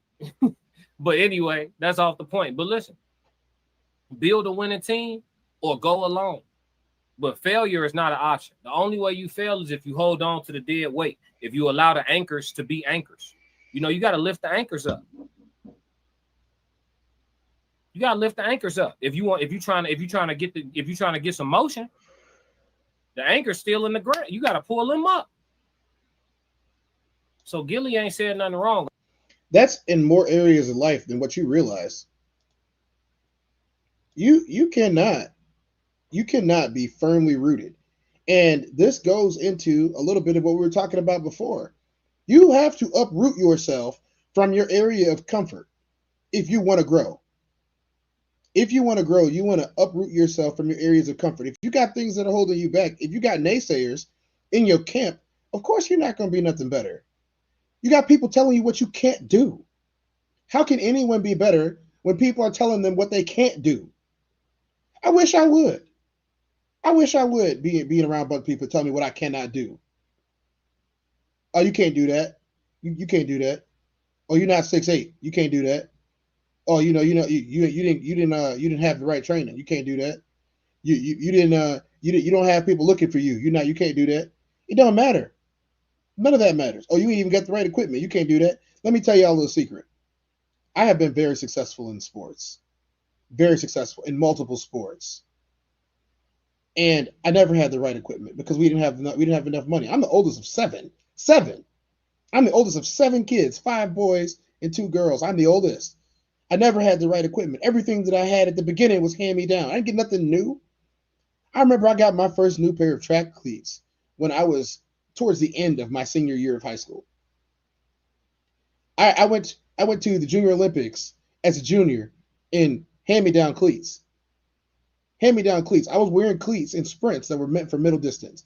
I was jumping out the building. I was breaking records jumping in middle distance spikes that I got as a hand-me-down from one of the distance runners because he no longer was going to run any middle distance.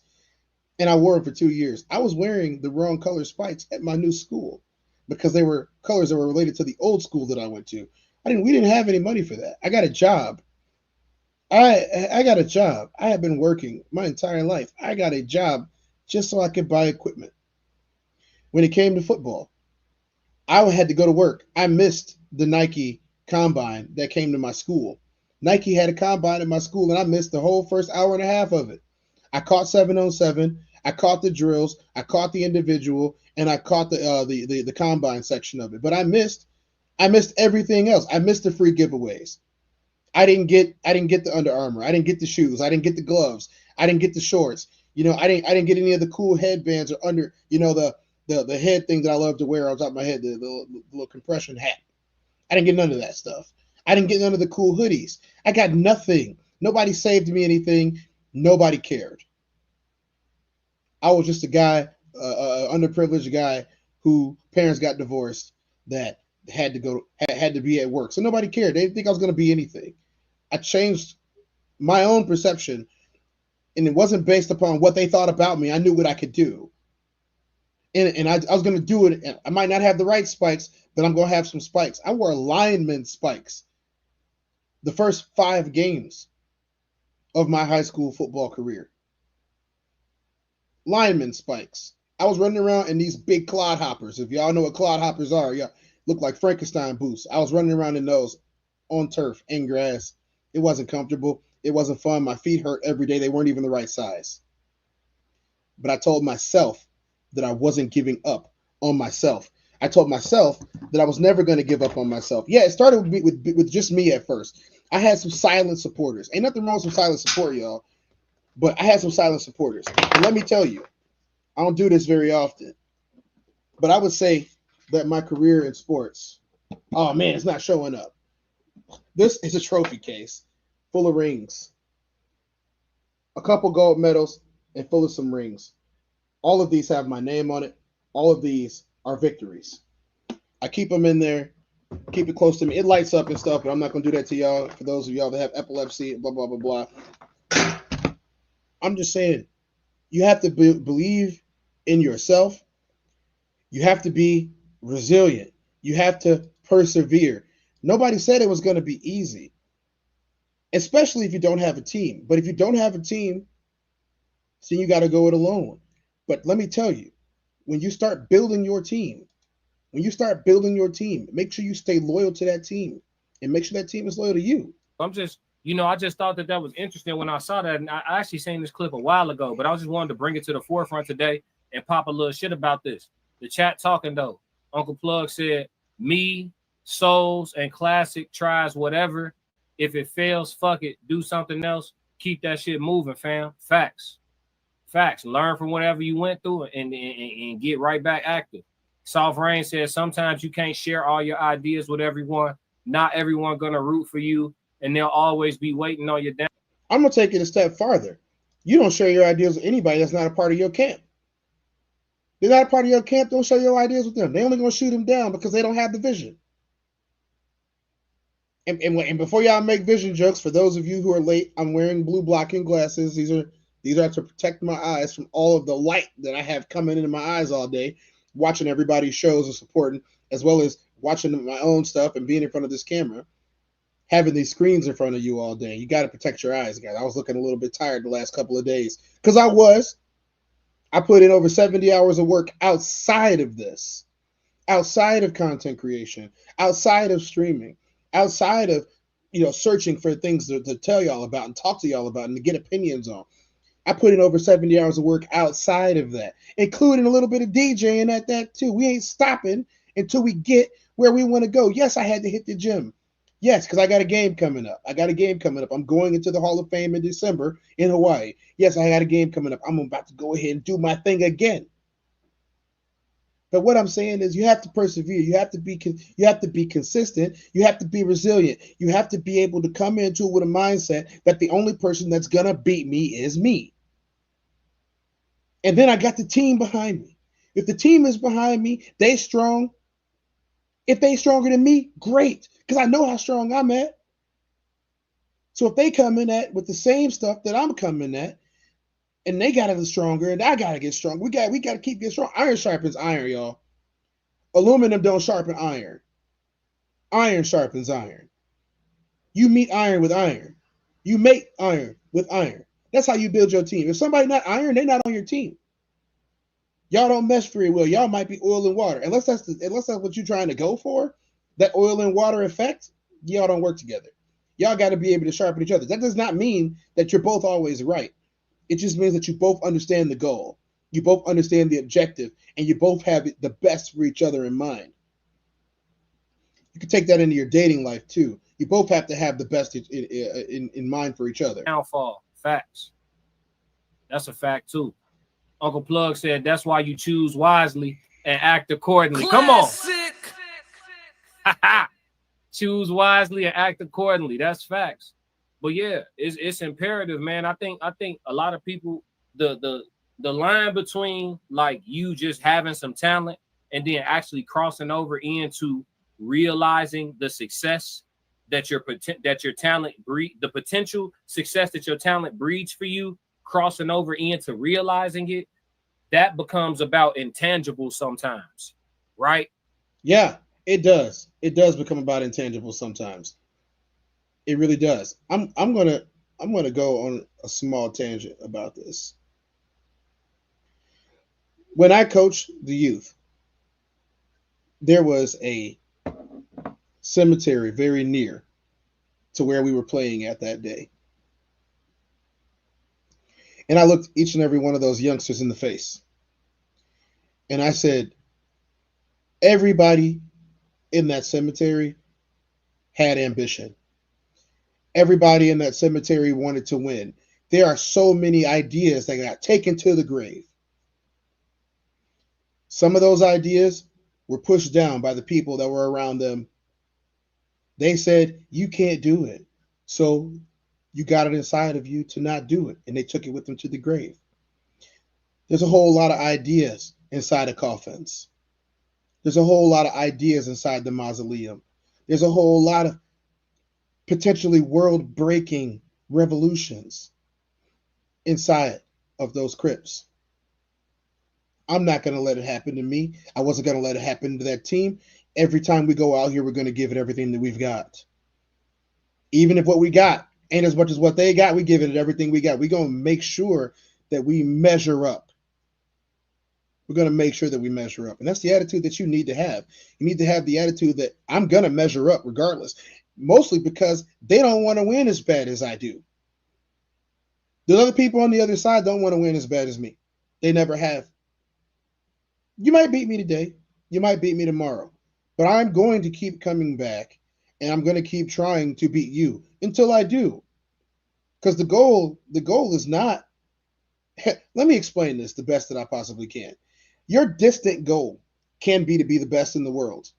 That can be your distant goal. Your distant goal can be the best in the world. But today, my goal is to beat the opponent in front of me. My goal is to be better than the one that's in front of me. That's the goal for today.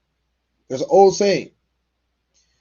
If me and you, whoever you may be, the opponent, if me and you are in the woods and we're getting attacked by a bear, I don't have to be faster than the bear. I have to be faster than you. I don't have to be faster than the bear. I got to be faster than you. I got to make sure that I can outrun you. It's great if I have a partner to help me outrun you, but if it's just me versus you, then I got to outrun you. It's not me versus the bear. It's me versus you. I got to outrun you. You got to outrun the bear. Because I'm faster than you. I know I'm faster than you. You know why I know I'm faster than you? Because I'm training to be faster than you. I'm training to beat you. If I can beat you, I go on to the next one. Then we go wolf, cheetah, whatever. At the end of the day, it's always going to be me trying to be faster than you, not me faster than cheetah. So the bar is always where we set it. I'm setting the bar right above you every time. Every time. And then to the next one. And to the next one. We don't sit in it. We go on to the next one. We don't sit in it. That was a good victory that we had yesterday. It's on to the next one. On to get to the championship. From the championship, then we start worrying about other stuff. We start worrying about MVPs. We start worrying about Hall of Fame selections. We start worrying about Rookie of the Years, wherever else, whatever level that you're at. Worry about the challenge that's in front of you first. How you going to talk about being a millionaire? You're not a thousandaire. How you going to talk about being a thousandaire? You're not a hundredaire. It's levels. Scripture says we go from glory to glory. He who is faithful in that which is least would also be faithful in that which is great, which means you got to start and you got to see it to the end. Every day you walking up a step. As long as we're not walking back steps consistently, we'll get to the top. All of us will. Everybody on the team, everybody on your team, and even if it's just you, you'll get there. But you cannot allow yourself to be caught up in I don't have 30,000 people watching me do it. You don't need 30,000 people watching you do it because you're not interested enough to 3. Worry about the 3 first. Worry about the 3 people. Worry about the 3 first. If you can get through to the 3, then worry about 6. If you can get through to 6, then worry about 12. Let it multiply. You get better as time goes on too. I know that I won't say this to sound like a jerk, and I won't say this to be obtuse, but if my first relationship that I ever was in would have worked out, I never would have learned anything about myself. I never would have learned anything about myself, and I would have had a jaded view of society because my first relationship worked out, and I never had any problems after that. I married my high school sweetheart. It's hypothetical that didn't happen. I married my high school sweetheart, and everything worked out. We had the white picket fence and everything. I wouldn't have learned anything about myself. I might have would have had a lot more money because I would have spent less time trying to find someone. But I never would have learned a lot about myself that I'm happy that I learned about myself. I'm really happy with the progress that has been made, and that didn't start on day one. That is the harsh reality and the universal truth. So without further ado, thank you to the Classic Codes for providing us with that segment. Y'all can go over to the Classic Codes. That's a posted video. You can go and go it alone if you want to. Y'all can check out Souls of Thought and Conversations with Soft Rain and Uncle Plug TV to see what they got talking about on the No Middleman podcast. And I think that we're going to end today with a random video of the day. So once again, all disclaimers out there. This is for all entertainment purposes. I do not know what this is about because we don't watch these videos before we react to them. So we're seeing this at the same time that you are. Since we're talking about education, let's talk about the harsh realities of what really goes on with mixed level children and typical children. I'll give you a story. I was teaching PSD one year, which is preschool disabled, and all 12 of my students were nonverbal. So we were on the playground, and on the playground is a mixed environment. So it's typical children and children. Really, shout out to all the autistic children and the parents that deal with autistic children in the right ways. Everything's not known about autism, why it's caused, what are the root causes, if there's able to get past it or not. But I know some extremely functioning adults that were autistic, and I also know a bunch of adults parents who have autistic children, and it is a different type of parenting on its own. If you're a teacher of an autistic child, it's a different type of teaching altogether. So let's just go on with her story. With disabilities playing together. So one of my kids who were nonverbal was waiting in line for the slot, and one of the typical children jumped right in front of her. And if my eyes was not on that situation to make sure it was fair, that typical child would have taken advantage of my student. But because my student doesn't have the language to defend themselves, they're very vulnerable. And I believe situations like that happen often than we like to talk about. So I'm not always in favor because they're very, very vulnerable. Since we're talking about, I don't think she gave a complete analysis of what she was talking about, but I guess we can break it down a little bit more.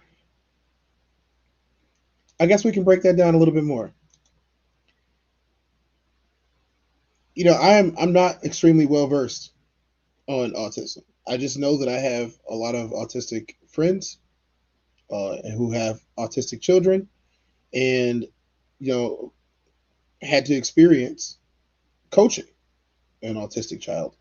It's not for the weak. You would think that it was bad parenting or all these things or trauma. It's none of those things at all. I can't tell you exactly what it is because I'm not well versed in it. But what I can say is having the right amount of patience and the know-how, but also knowing that this child is autistic actually helps you out too, because you won't enter the arena of rearing the same way. You do have patience, you do have perseverance, and then I'm telling you, it's going to be very hard, especially if they're nonverbal. You don't know what they want. Your best thing to do is to guess and look for cues. I've been going long enough today. I think that we're going to go ahead and do chat Q&A before we get out of here.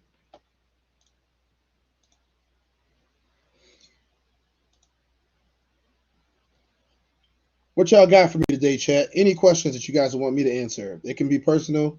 I can choose to answer or not answer it, but it's up to you on what you decide to ask me.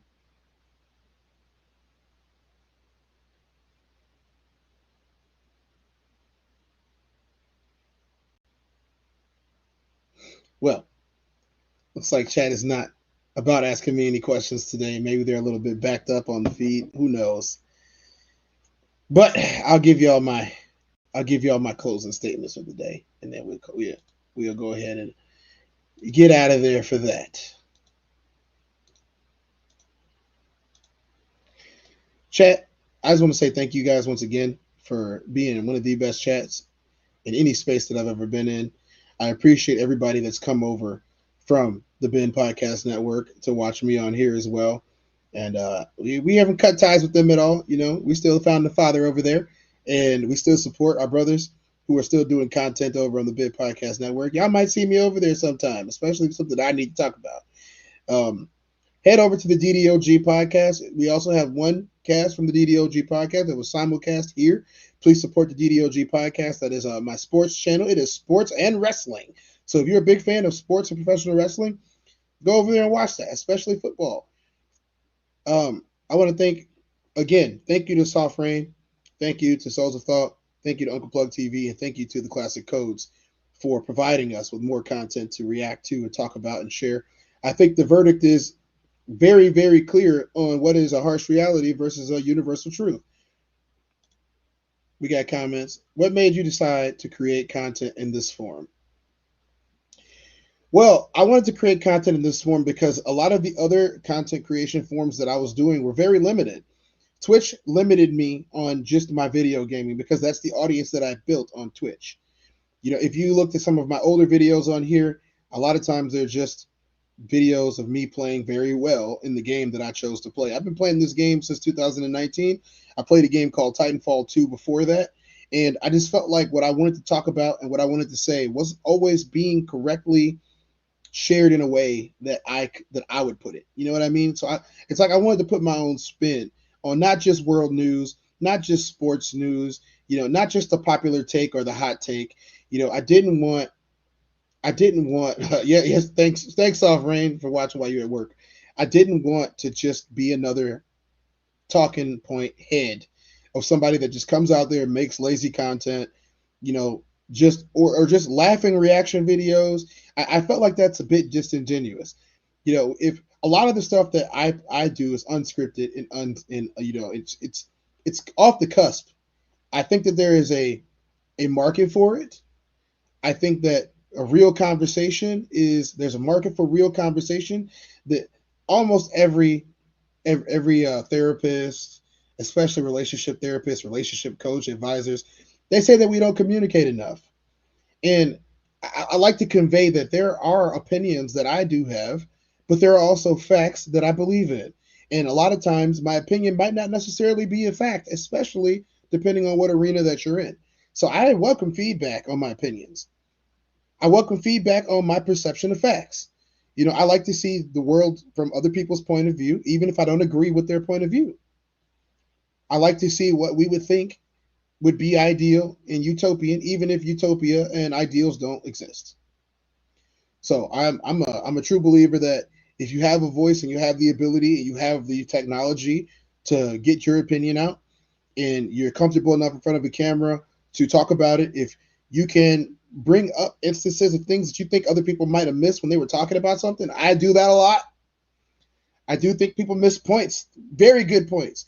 And I do think that some things are radicalized and fantasticalized that aren't real.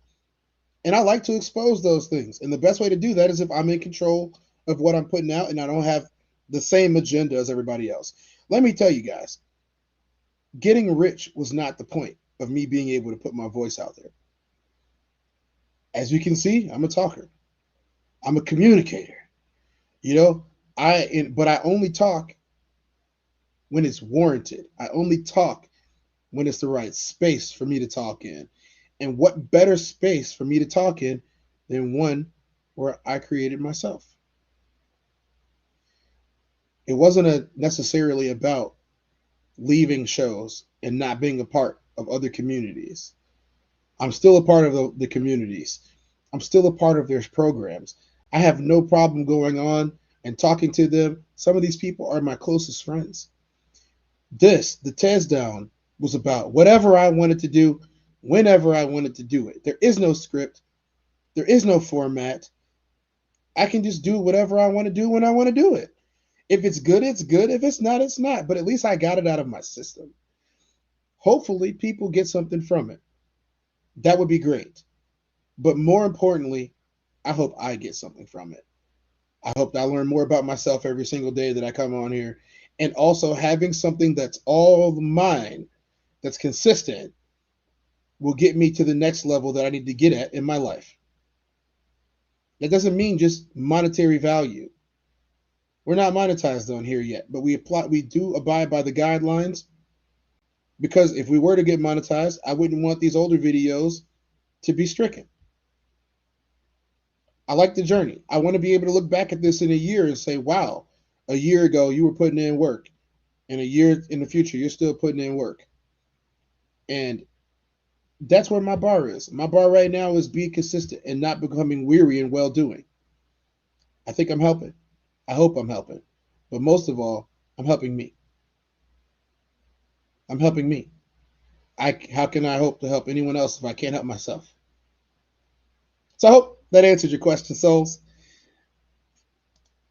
So you use a CBS on here too? Yeah, or OBS. Yeah, I do have an integrated system. I'm actually working on a couple of different camera systems, as well as, my Streamlabs, not just StreamYard, but Streamlabs. And then I do have Studio OBS that I also plan on implementing. It's kind of a little bit hard to integrate them sometimes, especially if I'm working off, one or two monitors. That is a challenge that I'm trying to get in there, as well as getting a lot of some of my stuff from storage. If you guys didn't know, I moved a little while back, and my old studio setup was not the same as this one, which is why you see way more green screen than you used to if you watched me in the past. There's nothing wrong with that. I think it's a cleaner setup anyway. But yeah, I want to get my hot buttons back. I need to get my soundboard going, it's a work in progress. We got technical difficulty. I don't have any of my videos right now. Any of my intros, all my intros need to change. So I'm working on adding some new music to the podcast. I'm working on getting more guests in, so it's not just me talking over everybody's videos. But slow motion is better than no motion, in my opinion, and that's what we're working on right now. We're just working on being consistent. I thought he said CBS, but he said OBS. I'm like, yeah, I don't care where the source came from. So people were talking. I want to see what they said, even if I don't agree. But yeah. So there's no more questions. I mean, it's been a journey. I thank y'all for coming to watch. Everybody that did. Once again, we had a much bigger crowd than what I was expecting. I appreciate everybody that came out yesterday, and the guys that came out today, and the ladies that came out today. And I hope I didn't offend y'all too much. And if I did, ask me why. Without further ado, without much more being said, this has been the Tez Down Podcast. I am Tez. I will catch you in another 24.